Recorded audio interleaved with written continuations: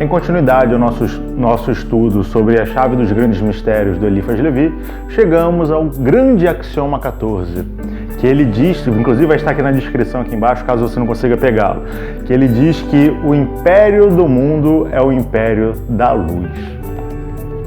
Bem, é isso mesmo.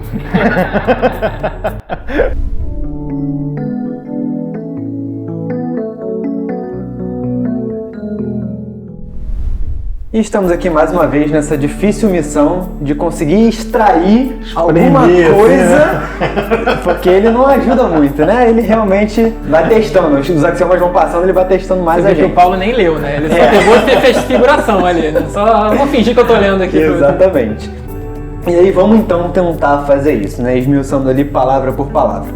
Primeiro, pegando a ideia de império, a gente tem que o império, por exemplo, no mundo manifesto, é uma região física muito grande que dentro de si apresenta muita pluralidade de credos, de idiomas, de comportamentos, mas que segue a ordem de uma determinada coisa ou de um determinado indivíduo, né? Um imperador. Tem algo ali sobre a égide de toda essa pluralidade que em tese a torna mais unificada.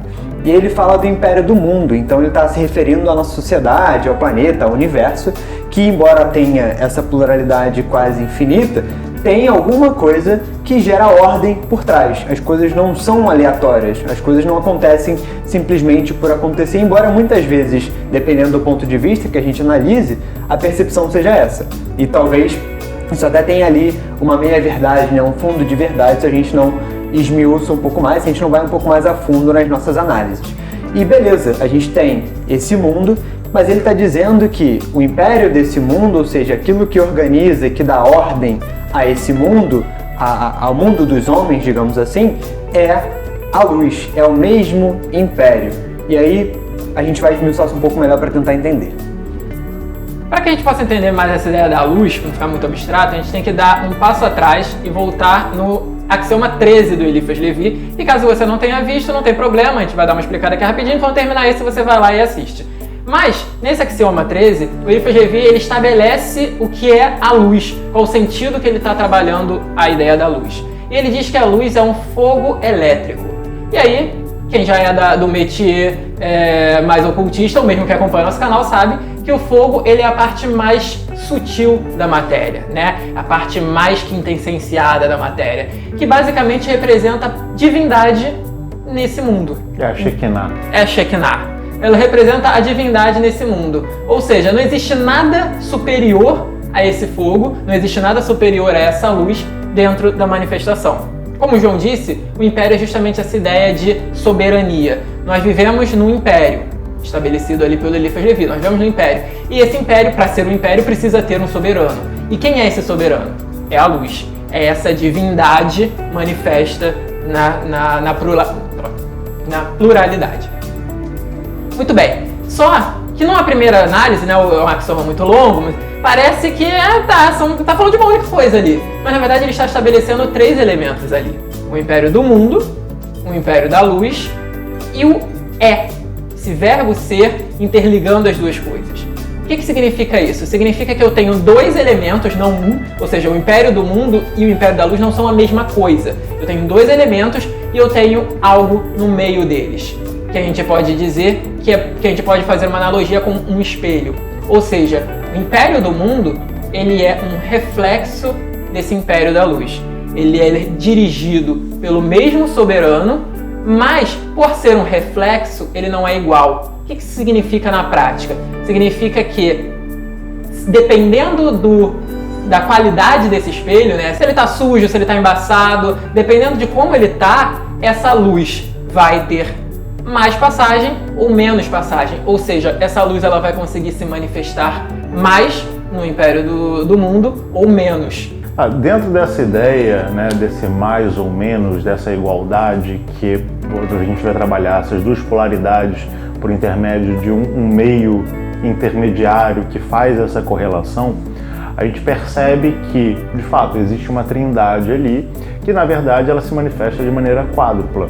Né? O próprio quaternário é justamente isso, e a unidade é aquilo que a tudo engloba. Ou seja, nós vamos ter uma suposta dualidade, império do mundo e o Império da Luz, uma trindade que é essa correlação entre esses dois, se manifestando e representando, no final das contas, a unidade, que é uma coisa só. Né? Para quem entende o princípio da polaridade hermética, ela vai trabalhar basicamente esse conceito. E é interessante a gente pegar determinadas questões, porque a gente vai perceber que essas duas polaridades, elas são regidas pela mesma coisa, que é a luz.